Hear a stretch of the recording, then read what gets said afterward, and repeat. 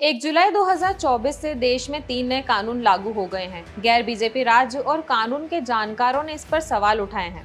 ऐसे में सवाल है कि पश्चिम बंगाल, कर्नाटक और तमिलनाडु जैसे गैर भाजपाई राज्य सरकारें नए कानून का क्यों विरोध कर रही है। क्या है उनके तर्क और मानवाधिकार कार्यकर्ताओं के विरोध जताने की वजह। चलिए आज की इस रिपोर्ट में जानते हैं इन्हीं सवालों के जवाब। नमस्कार, मैं यशस्वी जोशी स्वागत करती हूँ आपका यूबीई मीडिया की पेशकश सियासत नगरी में, जहां हम आपके लिए लेकर आते हैं सियासत के गलियारों से वो खबरें जिनसे आप अनजान हैं।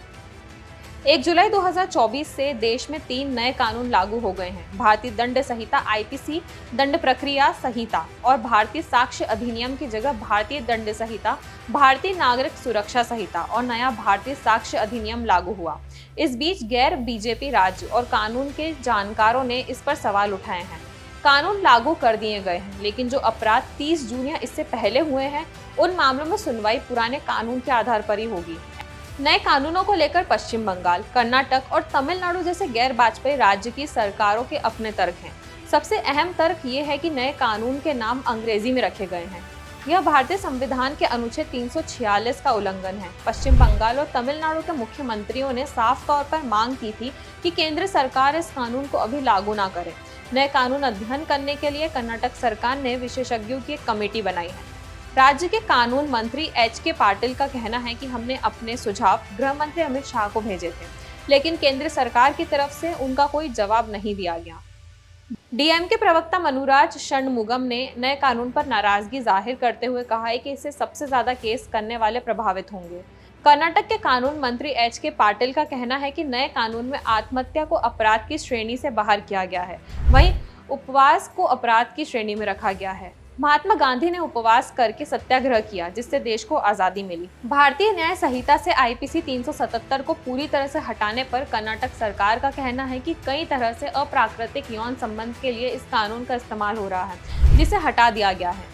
बीबीसी की रिपोर्ट के मुताबिक तमिलनाडु के मुख्यमंत्री स्टालिन ने गृह मंत्री को लिखी चिट्ठी में कहा है कि नए कानून के लिए क्रियान्वयन में मौलिक गड़बड़ियां हैं।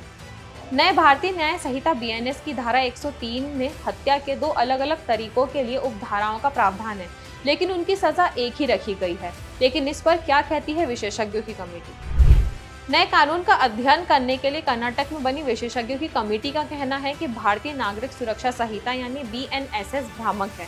दंड प्रक्रिया संहिता में किसी अपराध की जांच, पूछताछ और सुनवाई से जुड़े कानून का जिक्र है, लेकिन नए कानून का नाम पढ़ने में ऐसा लगता है कि इसका लक्ष्य नागरिकों की सुरक्षा करना है। मानवाधिकार कार्यकर्ताओं ने आपत्ति जताते हुए तर्क यह भी दिया है कि नए कानून के जरिए पुलिस को और भी पावरफुल बना दिया गया है। भारतीय नागरिक सुरक्षा संहिता में पुलिस को एफआईआर दर्ज करने से प्रारंभिक जांच करने के लिए 14 दिन का टाइम मिलेगा। इस दौरान वो ये तय करेंगे कि प्रथम दृष्टया केस बनता है या नहीं।